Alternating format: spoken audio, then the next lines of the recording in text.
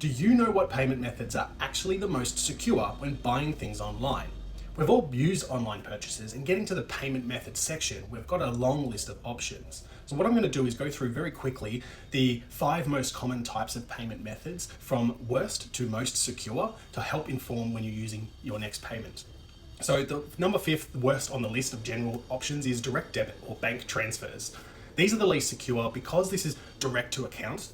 They have the least amount of fraud protection as well as dispute resolution. Once the money's gone, it's very, very hard to recover. 4th is actually like Afterpay or things like buy now, pay later. There's Klarna and Zip and all of these.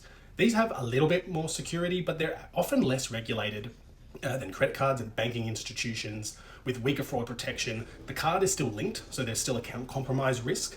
And these often have less things to go through to get a credit limit. So it encourages you to pay more in general, and you have a larger limit and a larger risk threshold than a credit card, which is a good segue to number 3, credit cards directly. So these are generally pretty secure, depending on provider, but banks they're regulated, they have fraud protection, dispute resolution, and chargebacks things. But obviously the card number itself is still given to that person, the merchant who's selling the service. So you're still giving your raw credit card number to them. Second is PayPal or things like this buffer. So what happens is this is really secure because it's acting as a buffer between the bank, your credit card provider, and the merchant. So that's offering even stronger fraud protection, dispute resolution, just like a credit card, but also you're not giving your credit card directly to them. It's being handled on your behalf. Now, number 1 might surprise you is probably Apple Pay and Google Pay. So these options are really, really secure, not only because they act as that buffer, but they also use something called tokenization. So it's basically generating like a one-time credit card option.